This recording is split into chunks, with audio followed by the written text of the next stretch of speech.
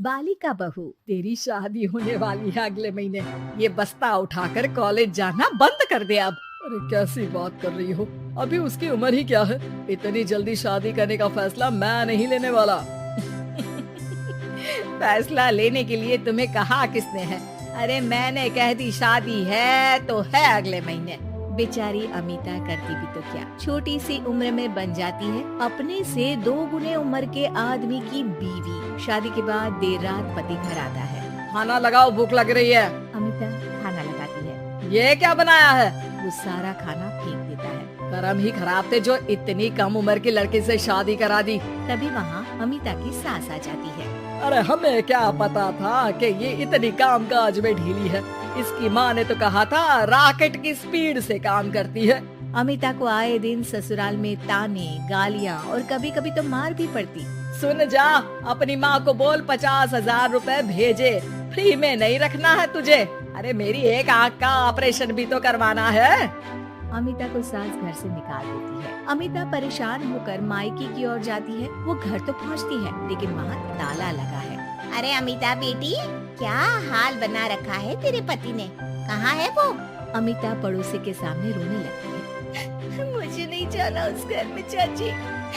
मेरे mummy papa कहाँ है? उन लोगों ने तो ये मकान छोड़ दिया बिटिया।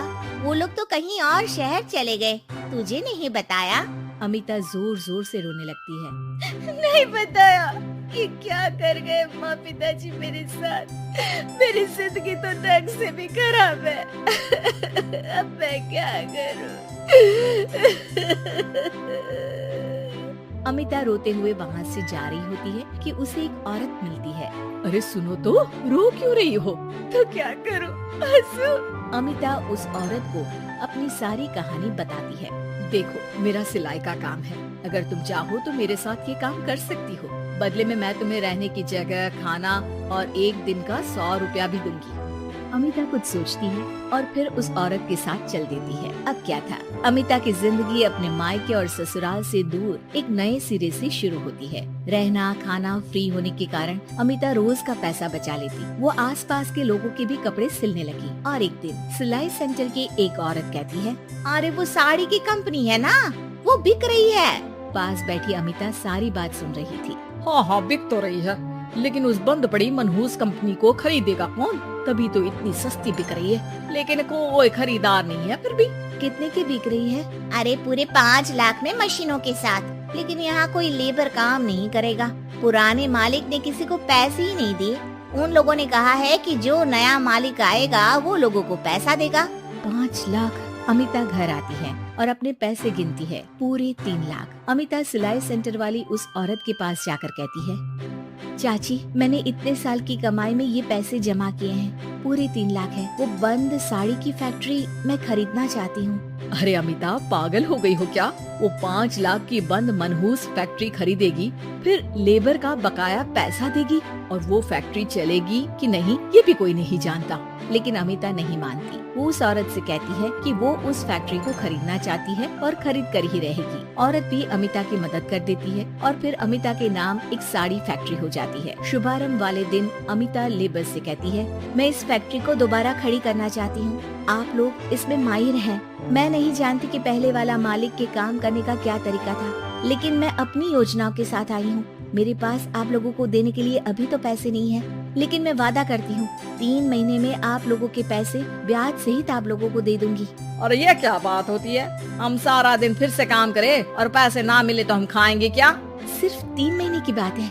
वैसे भी आप लोग बिना काम के यहाँ नए मालिक के इंतजार में बैठे ही थे। मैं काम करना चाहती हूँ और 3 महीने में सारे पैसे देने का वादा भी करती हूँ।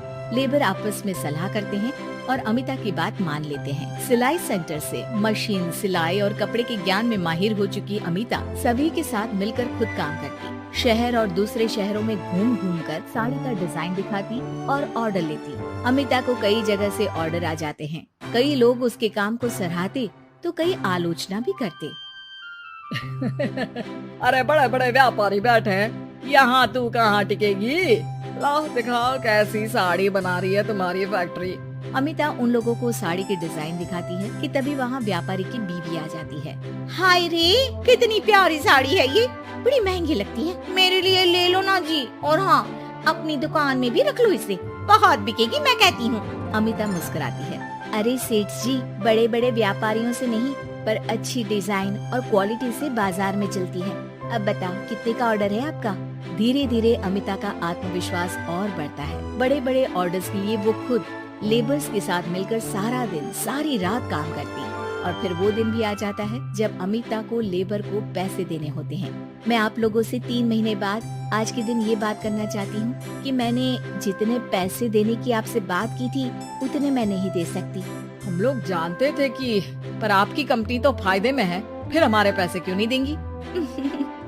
मतलब आप लोगों के बकाया पैसे, ये 3 महीने के पैसे और ब्याज के साथ मैं आप लोगों को 10% का मुनाफा भी दूंगी। सभी खुश हो जाते हैं। मेरा कोई परिवार नहीं है, लेकिन दिन रात आप लोगों के साथ काम करके मुझे आप लोगों में ही अपना परिवार दिखता है। अमिता की फोटो पेपर में छपती है। उसके बिजनेस मॉडल को पढ़ने के लिए 1 से 2 और 2 से 4 फैक्ट्री खोलकर देश में बड़ा नाम कमाती है।